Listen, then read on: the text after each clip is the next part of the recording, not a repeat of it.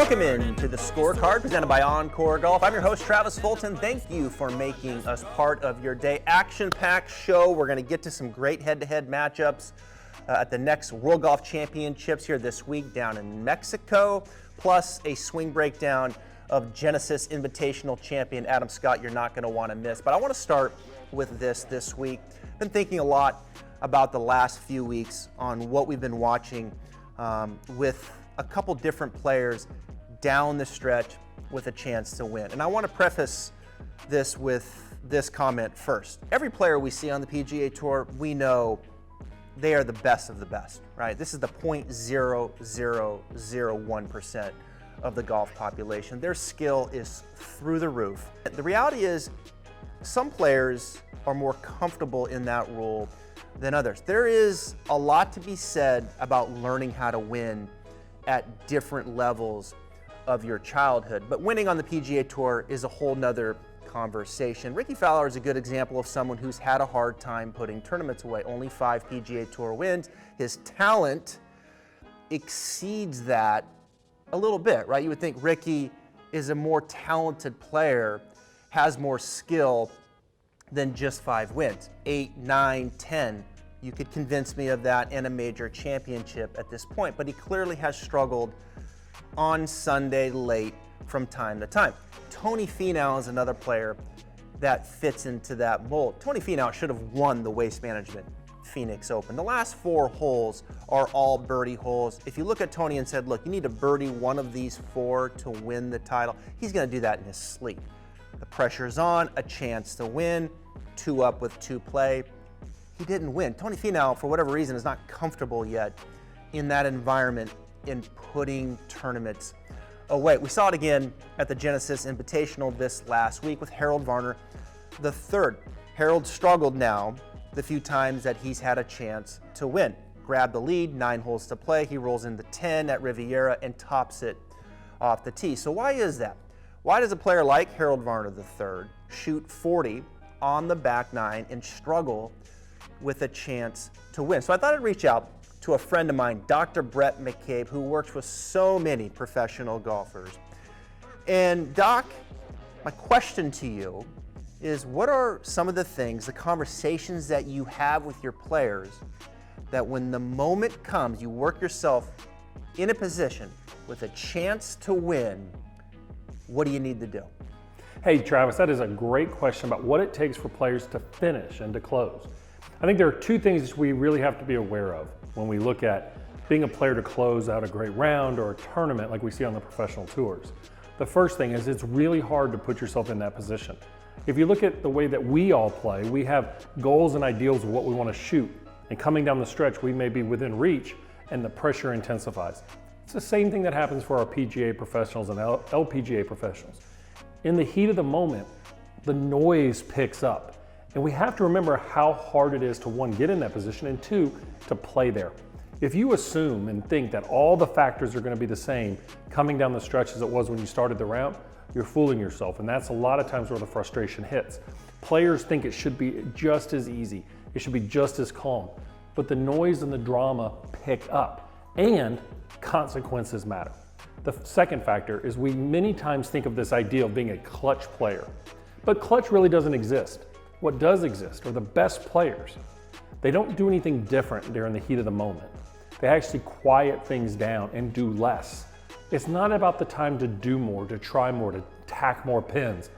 It's to play smarter. So we learn from Tiger Woods at his best. It was to be smart off the tee, to go into safe spots on the greens. You see Brooks Koepka following that strategy a lot. The recent failings that you've seen on the PGA Tour, it's not that they were doing anything wrong. It just shows how hard it is. What I want us to understand is it's very, very difficult. That's what we can all understand as trying to shoot our best scores and to learn from our PGA professionals. All right, moving on, time for some head-to-head match play style. You know how we do it here on the Scorecard. It's the WGC down in Mexico. Let's go international competition first, shall we? The Mexican Abraham Ancer versus the Italian Francisco Molinari. Abraham Ancer, 5'7", 160 pounds. He joined the PGA Tour back in 2016, but his coming out party, of course, the President's Cup there for Ernie Els. He was a star until he ran into that, well, buzzsaw that was Tiger Woods. Been playing some pretty good golf, 29 events. He was second there at the American Express, T4 back at the WGC Championship in China. He's a real grinder. You know, he's kind of fun to watch play. He chips away at you, doesn't do anything like exceptionally well, but he doesn't do anything exceptionally bad when it comes to PGA Tour standards. You know, he's positive in strokes gained incrementally off the tee, irons, short game, putting. He's going to make birdies. He's not going to make a lot of mistakes. He's going to be around, and I'm sure stoked this week down in his homeland, taking on Francisco Molinari. I don't know what's happened to Molinari. I mean, since winning the Open Championship, he kept it going. He's going to be defending the Arnold Palmer Invitational here in just a couple weeks in Orlando. But he is struggling right now. Look at this statistically. Strokes gained off the tee, 158. Strokes gained approach, 177. Strokes gained around the green, 199. Strokes gained putting, 186. Strokes gained total, 209. He's at the bottom. Statistically, I know it's still relatively early, but he is struggling. He's missed the last 3 cuts. Maybe he gets it going here down in Mexico, but I'm going with Abe at the WGC. Up next, we have Zach Murray versus Xander Lombard.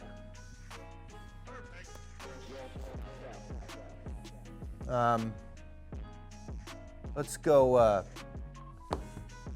with Zach Murray. Up next here, head-to-head WGC Mexico Championship, Rory McIlroy versus Webb Simpson. Now, you know I love Rory, right? My favorite golfer. Love watching him on the golf course. Love listening to him off the golf course. #1 ranked player in the world. Yes, he struggled last week on Sunday, made the triple on the 5th hole on Riviera to lose the Genesis Invitational, but still hitting bombs off the tee, 307 yards. He was second last year at this event. Strokes gained total, he's second on the PGA Tour. But you know why he's second in strokes gained total right now? Because Webb Simpson is first. That's right, Webb Simpson, strokes gained total first. What if I told you in one of the most important stats on the PGA Tour, strokes gained approach, first, Webb Simpson? What if I told you scoring average on the PGA Tour, Webb Simpson, first, 67.58.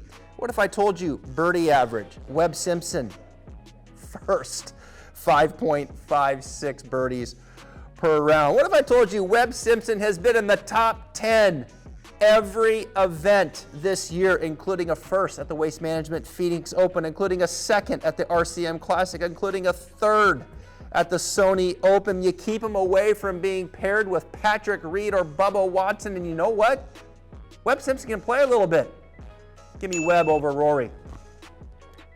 Adam Scott wins the Genesis Invitational, Ball Strikers Paradise, the golf course, Riviera. One of my favorites, one of the players' favorites, year in and year out on the PGA Tour. You know, Adam Scott, it's a golf swing that you could ask just about anybody associated to the game. Hey, who has the best golf swing on the PGA Tour? Adam Scott on a very short list. And I think a golf swing that has really kind of maintained since he came onto the scene years ago. When he was younger, his golf swing was really mirrored to Tiger Woods when he was younger. There was a time under the tutelage of Butch Harmon, you put the two together and the golf swings were identical. I want to break down a few things that stand out to me about Adam Scott's swing. And the first really has to relate to power, right? Because when you think of Adam Scott's swing, he has power. You know, he's still very long, late into his 30s on the PGA Tour.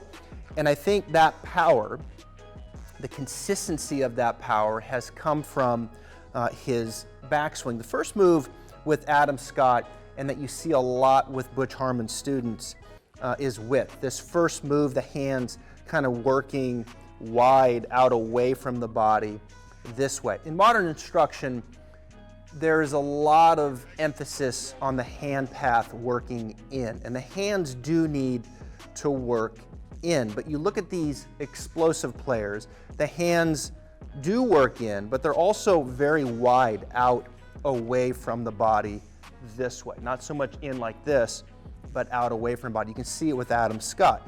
He's got width this way. The club shaft stays in line with the lead arm, and the club face very square. You can see the angle of the face looking kind of down to the ground. So that's the first move. Now from there, it sets the stage for a big turn.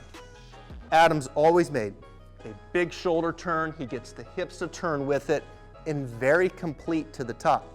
Parallel to the ground, club face angle pretty much parallel to the lead wrist. But the thing that stands out to me is Adam's always done an excellent job staying the same height. He doesn't drop down as we've seen players do, particularly Tiger Woods, where they get lower or going back, and then that's very problematic coming down. I've never seen Adam do that, and it really kind of all starts, the reason is right here. Good width, face square, and then make that nice full turn with some extension in the spine. A little extension this way as we turn keeps us the same height to the top. So always nice and complete, long to the top of the swing, really good for power, but also really good, I think, from an accuracy standpoint. As you get into accuracy now with Adam Scott, he still is such a great iron player. And a lot of that, I think, stems from right here, this move coming down. Look at the club face here as it looks towards the camera. A little curl on the left hand, right? Adam doesn't go this way, right? You can't see the club face there. Now you can. Prepares the club face beautifully here so he can rotate to impact and then just continue to let the club turn the corner and exit back around under the lead shoulder with a little bit of layback in the face. You're never gonna see Adam kind of over-rotate the face like this or hang on. You know, he just kind of lets it release under the lead shoulder with a little bit of layback in the club face, and that stems from really preparing that club face right there. Just preparing it, rotating beautifully with minimal closure rate through the strike leads to a lot of his accuracy. And then finally, some balance, right? Adam always looks perfectly in balance. When's the last time you saw Adam Scott lose his balance in the swing? I mean, I don't think I ever have.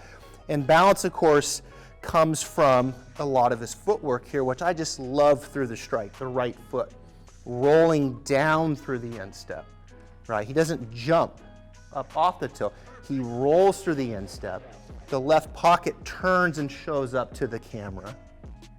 And then from there, of course, he just continues to rotate with perfect balance into the left heel time and time again. So it's got power, it's got accuracy, it's got balance. The rhythm is just kind of the glue of it all. It's a golf swing that has stood the test of time. And it's a golf swing that if the putter continues to behave, Adam Scott will continue to win on the PGA Tour well into his 40s.